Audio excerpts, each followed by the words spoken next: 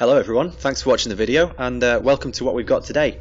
What we have here is a Magic the Gathering 2013 core set fat pack opening. Now, I've taken the shrink wrap off, but then I thought, no, you know what?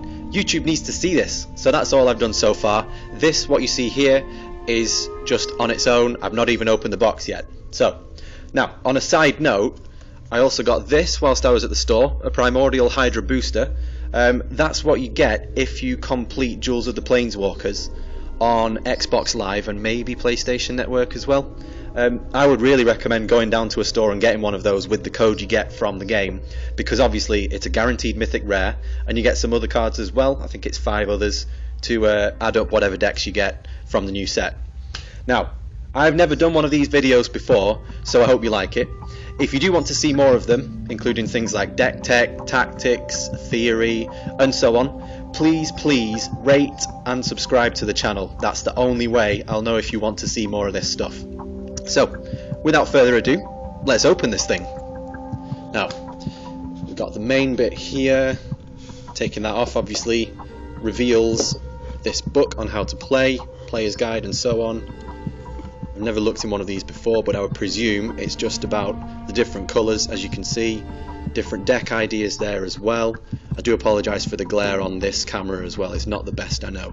There's blue there, which is my favourite colour, so I expect to see more of that. And then you've got a little spoiler of every single card in the whole set, all the way through, which is pretty cool. Interestingly as well, I'm not going to do it to mine, but inside here you can see if you actually open up on the glue here, it's got a little poster thing inside there with Nicol Bolas the Planeswalker in, which is quite cool as well. Anyway, what we want to see is cards, isn't it? So let's get on with it. There's this bit of cardboard stuff here, nobody needs that. And then opening this, I think it comes off at the top there. Yep. More bits of cardboard. I don't know why they have those in there. I would prefer to have magic cards fill in the space. And then 2 little deck boxes that you can actually pop out like that and put your decks in. And then the interesting bit, a spin down life counter, which obviously just comes out like that. On a side note again, don't play any sort of role-playing games with this because the numbers are all next to each other, so it's going to mess your game up. Move that back over there. And then we have booster packs. So, let's open the first one and see what we get.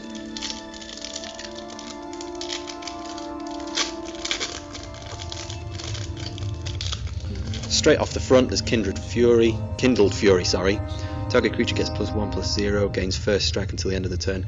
I do like that about red. It's lots of fast movement, lots of quick creatures, and some burn spells as well. Ranger's Path, Silvercoat Lion. Mog Flunkies is pretty cool. You get 3 3s, however it can't attack or block alone, so I would say get some creature out at the start with a 1-drop and then get Mog Flunkies out second, and you've got some good attackers there. Blade Tusk Boar, Glorious Charge. I really hope you can see these, by the way. Fairy Invaders, Craterize, that's cool. Destroy target land. It is 4 to cast it, but obviously once you've cast it, then you're going to be 1 land ahead of your opponent, hopefully.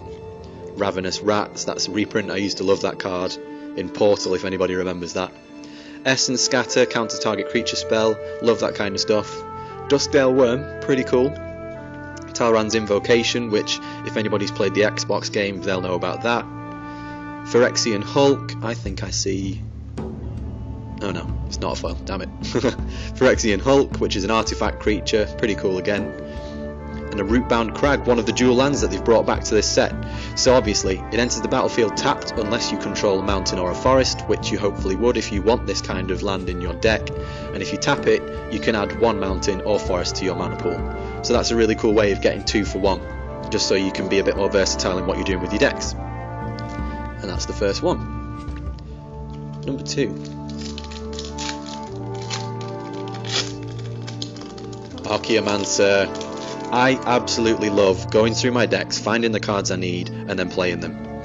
So obviously, Archaeomancer, you can return instant or sorcery card from your graveyard to your hand, which is really useful if you've already used something up and you want to use it again.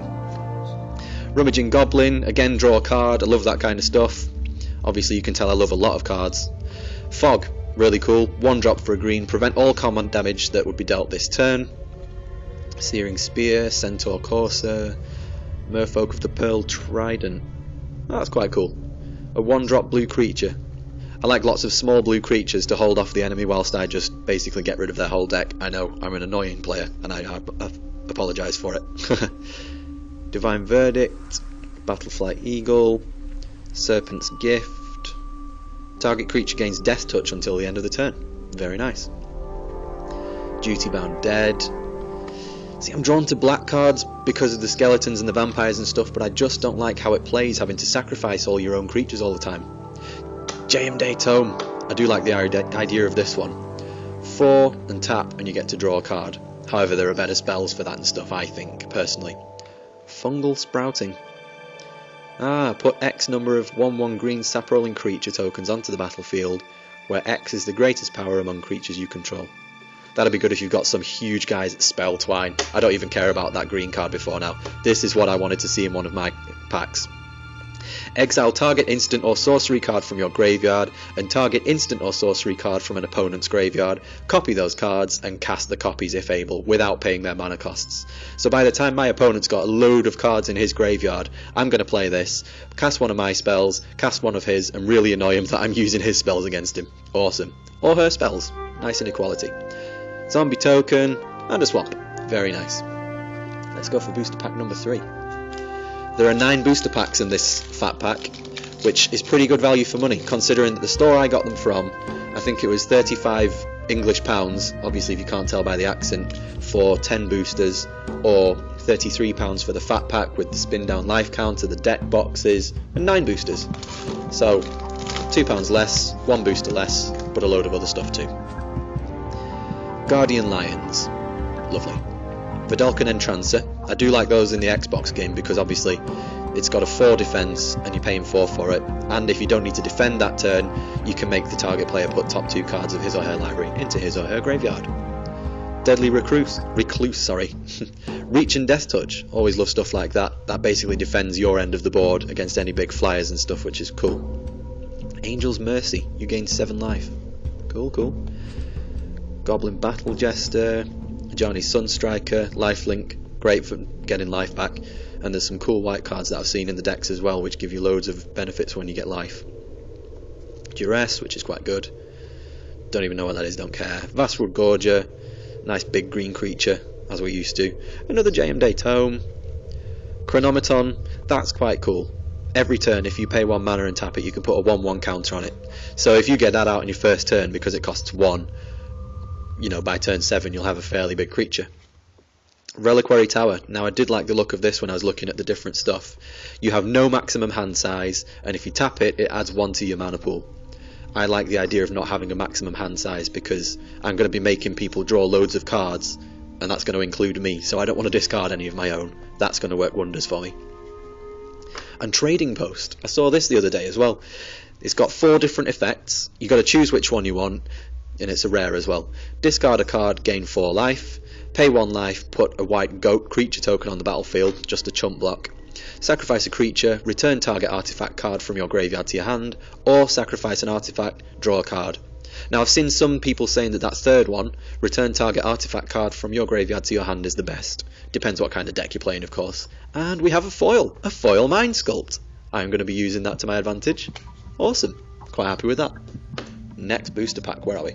Oh, in between the booster packs as well, you've got this, I'm sure you've seen one of these before if you've got any sort of starter deck or toolkit or anything, how to build decks, what kind of stuff, how to play.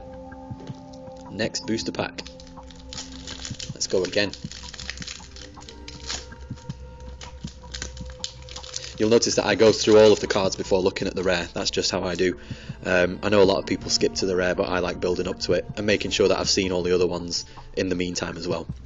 Servant of Neferox, pretty cool. 3 attack, exalted, so if it attacks on its own it gets 4. Any other exalted creatures on the board, on the table, sorry, of yours, you'll also get +1/+1 for them as well. More Guardian Lions, more Volcanic Strength. Enchant creature, gets +2/+2 and has Mountain Walk, pretty good if you're playing against a red player. Kraken Babies, I always love my Kraken Babies. 1 drop, 4 defense, and they can actually attack as well. They're not a defender, so if you find some way of pumping them up, you can do that as well.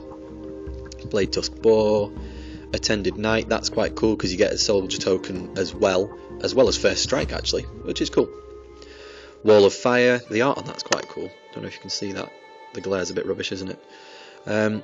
Defender, first of all, 5 defense, but you can actually make it defend with, you know, doing damage to an attacking creature as well, if you've got some spare mountains left to play.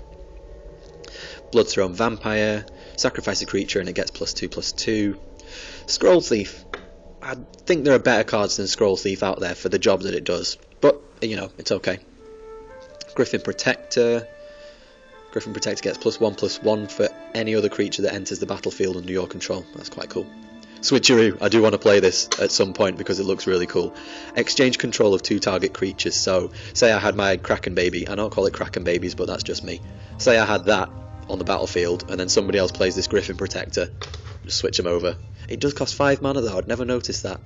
Anyway, Mindclaw Shaman, I do like this as well. Target opponent reveals his or her hand, and you can cast an instant or sorcery card from that player's hand without paying its mana cost. Quite a cool ability. Oblivion Ring, great for if you're going to set up some kind of weird play where you're going to get rid of all the creatures on the battlefield, smack down your Oblivion Ring on one of your creatures, exiles it, then when it leaves the battlefield you return the exiled card to the battlefield under its owner's control, so your creature is the only one on the battlefield. Obviously that's just one way to use it. Predatory Rampage, which is a rare actually. Creatures you control get +3/+3 until the end of the turn. Each creature your opponent's control blocks this turn if able. Awesome. I've just realised this is 11 minutes already, so I'm going to stop there and I'm going to do part 2 in the next video.